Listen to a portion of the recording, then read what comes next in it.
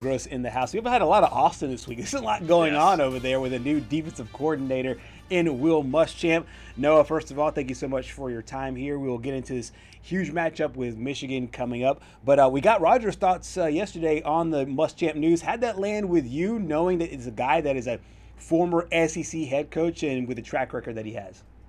Yeah, to me, this is a pretty aggressive move by Sark to be able to let go a guy in Pete Kwiatkowski that has been receiving largely rave reviews from everybody around this Texas program. You ask any of the defenders, and they'll just gush about Pete Kwiatkowski and his knowledge of the game. But Sark spoke today about bringing in Muschamp, letting Kwiatkowski go, and a couple of things are very interesting in the discussion today. One, Sark loves the energy that Muschamp brings. I know you guys have talked about covering him before. There's video of him playing or coaching at Texas from 2008 to 2010, and he's just like, you know, as the announcer said, like on 6 Red Bulls, like chest bumping everybody, like he's just like, he does the energy of a strength coach, which is crazy. But Sark's like reference, like that's what they want and that's what they need. And one of their other guys on defense, Johnny Anson, who's coached linebackers and has been the co-DC previously, is, brings that juice as well. And Sark was like, that's what we need. Whereas Pete Kwiatkowski's like so reserved and like a tactician, but Sark was like, they need to be more aggressive, quick. In the SEC, like you can't take a step back, and Muschamp just seems like an absolute leader of that unit. And one other thing he mentioned was, Texas took a bit of a step back this year, kind of on both sides. The defense was rough at points, but the offense was kind of inefficient. Sark was like, hiring Muschamp frees me up to work on the offense more, where he's like, I don't have to worry about that. I trust him so much, where it's like he's the ultimate leader on that back end, and I don't have to worry about it. So that is like he thinks a huge plus, and that's going to help the offense as well. Do you think part of this was also trying to fire Dwayne Akina? Yeah, I mean, coaches love coaches, so they're not going to badmouth anybody that leaves. And like I always say, if you ask a coach about an opponent, guaranteed it could be an 0-10 group of toddlers. They'd be like, well, it's a very well-coached program over there, like no matter what. But so Sark was asked about Akina leaving, and he, like Muschamp, was here previously in some of those golden days and came back. And Sark was kind of open about the back end not being what it was or what he expected it to be. We were listening to that press conference today, and he didn't go out and say, like, Akina didn't do this, Akina didn't do that. He didn't even mention his name. But he was like, the defensive backfield was a bit of a struggle this past year, and some communication issues. And this is a unit that came in so talented, and I think some of their players took a step back. I think Michael Taft didn't have the year he was hoping for. He had to fight through some things as well.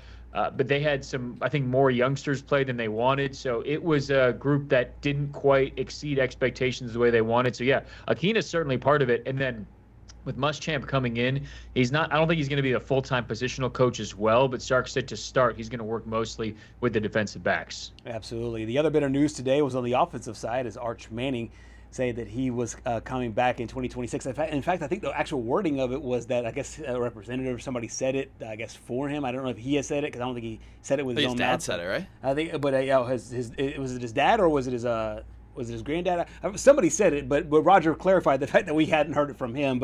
And all signs point to him being a Longhorn in 2026. I thought the breaking news would be the other way around. Either he's going to the pros, or if he is entering the transfer portal. But using this bowl game and what he can be in 2026, what are your prospects on Arch as he ends the 2025 season from hype to finishing the season? Yeah, I think he's ending it in a really good spot for this Texas team. And we talked a couple weeks ago about it'll be interesting to see which players enter the transfer portal for Texas, and there's not many I would be surprised by. C.J. Baxter, one that I certainly was not surprised by hitting the transfer portal. DeAndre Moore, a guy that preseason, well, now he's in the portal, but preseason when he was talking to us, he said his goal was to win the Blitnikoff, best receiver in the country. And, like, he was one of the players where, like, you couldn't even laugh at him for saying that. Like, he was one of the best guys in the country, and he'd just been getting better and better every year in Austin. So he loses a major weapon there. Ryan Wingo didn't have the year he wanted to. So we'll see that that's another position group. I think wide receiver and defensive back, where they thought they were so loaded, but they ended up having to play more young guys than they anticipated because of injury and then some not so great performances. So I think Sark has referenced, when Sark talks about a guy a lot, a young guy that, I or other media members or fans might like brush off and be like, okay, he's just gassing this guy up. He means it. And I think Dalen McCutcheon is one of those guys who got more run late in the year, and a player that maybe a lot of fans haven't heard of or aren't that familiar with. I think he's going to get a lot of run in this bowl game as well, and they're really comfortable with him kind of stepping into that DeAndre Moore role. We'll see how well he's able to do it. But yeah, for Arch, I think he's ending it in a really good spot regardless of what happens on New Year's Eve day. I believe that we're 2 weeks to the day away from the transfer portal opening. Which position group would you expect Sark and the Longhorns to target the most? Yeah, well, they're already in a fight for the running back from Florida, so running back room and then offensive line as well. We'll see defensively. I didn't think linebacker was going to have to be one of those, but with Anthony Hill in the draft, Leonga Lafau in the transfer portal as well. Those were their main two guys. And yes, they like Ty Anthony Smith, but if he's like your unquestioned number one, that's not where you want to be heading into this next season. So Texas has, it seems like, I don't have their financials in front of me. I'm not their general manager, but like it seems like they have more money to play with this year and bringing people in. And that's a good thing, but it's also, in my opinion, a bad thing because the last couple of years they have not had as many holes to fill. It's been very targeted. It's like, okay, this is a luxury ad here. You get one good edge, and then you maybe can add a receiver there. But this year, it's clear. Like they need maybe like 6 to 8 impact players if you combine offense and defense. So I think that's going to be a big focus for Texas. And there's a decent amount of positions. So I think they're going to be very aggressive early on. And Sark, another thing he's mentioned is the silver lining of not making the playoff is, last couple of years, it's Big 12 championship, college football playoff. Then it's SEC championship, college football playoff. You have so much more time now, as he says, to audit the program. And that's part of the reason why this firing and hiring happened, because he's like, we could kind of see the cracks before, but everything is moving so quick and they kept winning that they couldn't really slow it down. So now you have time to attack the portal in a different way. So it doesn't surprise me that there's a lot of players leaving and there'll be ones coming in. Do you believe that what the return on the people that they do get will outweigh what they already have? I know getting Muschamp in the building will be huge, but also, from a financial perspective, they're one of few schools that really don't have to worry about being outbid by a lot of other people. I know the House Settlement's coming in and all of that, but do you expect this team, when they come back next year, to look completely retooled? I think a lot like what we saw with the New England Patriots. Like they just overhauled it in 1 year. The team looked different. Do you think that's going to be the case with Texas? I think Texas, not that they lost direction this past year, but they were so talented, but a lot of the pieces didn't quite fit as well as they had anticipated, I think. So especially offensively, they kind of figured out what worked and what didn't. And that's why a lot of those young guys got some more run late in the season. It's because everyone that you were expecting early in the season to be like the unquestioned alpha in this room or this room wasn't living up to expectation. So, yeah, I believe in their transfer portal philosophy. I'll be honest. They've had a couple maybe not as big hits as they've wanted over the past couple of years. I think 2 years ago when they got Trey Moore from UTSA, the edge rusher, and he was like the guy in the portal. And they didn't need a ton that year. He kind of started slow, and he was good for Texas, but I don't think he was quite what they expected him to be. But for the Longhorns, I think you look at like an anchor of a team, right? Like what are the most important positions in football? Quarterback, unquestioned. I think Arch Manning is everything they're going to want him to be next year. Left tackle, Trevor Gooseby was one of the best in the SEC, stepping into his first year full starting. Edge rusher, Colin Simmons is probably the best in college football. So they have those positions figured out. And that's what I think is like the anchor of this team. And all those guys are, Arch will be heading into his second year starting, fourth year overall. Anthony Hill Colin Simmons will be heading into his third year. And then Trevor Gooseby, his third year as well. So these are some veterans that this team is anchored by. So it can be some complementary pieces in the transfer portal. I want to touch on one guy that you mentioned that Texas might be linked to in Jaden Baugh. And there's been some talk about, Texas was tampering with him to try to get him to enter the portal. And my answer to that is everybody does it, so quit complaining. Yeah. But how big of a get would it be for Sark if they were to land Jaden Baugh from Florida? It's interesting because I want to believe in Trey Wisner, what he's done for Texas the past couple of years, but for him to be like the guy, no doubt about it, is a bit of a question mark. And he wasn't even that this past year. He had some good games late in the season, but man, he did not have the same explosiveness that Texas fans were hoping for and the team was hoping for as well.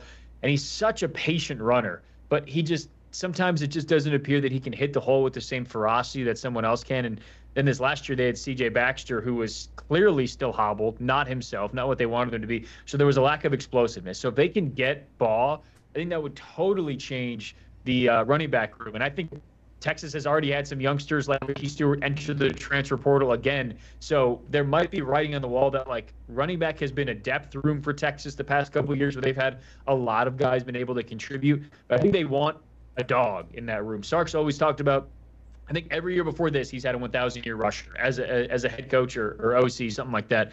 This year didn't get close. The running game was very, very non-existent for much of the year. So I think they want an unquestioned number one guy, and I don't think that's going to be Wisner. So if it's Baugh or somebody else, that would not surprise me. Absolutely. Let's flip over to hoops now. Texas will close out the regular season against a team that, quite frankly, I never heard of, but they're right there in your neck of the woods, Maryland Eastern Shore. Princess Anne. Princess Anne. I had never heard of this team, but then they'll open up SEC play right after that. I just saw their schedule. It is Tennessee, Alabama, Vandy, 2 of those on the road. That is a daunting schedule over the next about 2 weeks or so. What do you think this team is? I'm going to go ahead and give them the win over Eastern Shore. So 9-4 going into SEC play. Where do you see them as they go into the conference? Maryland Eastern Shore, I do know. You have a friend from the Eastern Shore, and they did play against Maryland one of the years I was in school. You know, not historically not a great program. So I think that's fair to assume Texas will take down the Warhawks or some sort of Hawks, whatever type of avian mascot they have. The Hawks. You got it. The Eastern Shore Hawks. Okay, Hawks. That's ball knowledge. But as Texas heads into SEC play, the problem for the Longhorns last year on the men's side was they did not get at all what they wanted from the transfer portal. As many teams in college basketball are, they were like totally anchored by the portal. They had like 1 or 2 players returned, and those guys were injured. And Texas got a couple players from Indiana State last year. Didn't pan out at all. Jason Kent, Julian Larry, they didn't live up to expectation. A couple of these, I think Texas targeted veterans that had winning pedigree and were like decent role players at previous schools. Think about Simeon Wilcher at St. John's, Camden Heide at Purdue. These guys, to me, need to have bigger roles. And Texas targeted them and thought, okay, they can have a bigger role here. They know how to handle big games, which I'm sure they do. But so far, it's been kind of a feeling out process for this team where, like, it's not one of those teams where you're like, man, anybody can step up and have 25 on any given night. And all those good teams are saying that's what makes us great. Texas is not there yet. I think they need to have all these transfers that were like the 3rd or 4th option on their previous school need to be like, maybe it's my night to be the first option, because right now the offensive game isn't quite where it needs to be. I'm confident Sean Miller will get them better defensively because that's been an issue as well. Noah, I'll give you about 30 seconds to a minute to talk about that Maryland-Michigan game. Yeah, actually, well, I was in the state of Maryland, and I was watching with my friend in Baltimore at a sports bar, and we were debating on should we go to the game or not. You know, there was a red out, it was rocking.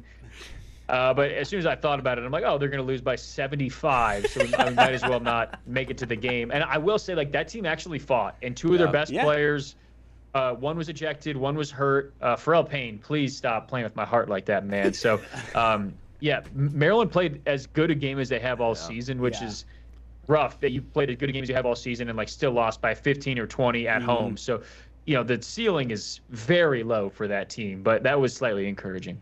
No, hopefully at this time of the year next year, we're going to be talking about Maryland and Texas in the first round of the college football playoff. Hopefully. Man, you will not see me. I will be at the game, okay? I expect live updates from you. I love it. Yeah, I'll be a mess. No, you're awesome, man. Yes, thank you so much for your time, man. I appreciate it here on Southeast Sports Plus. Happy holidays. All right, happy holidays, guys. Go Terps.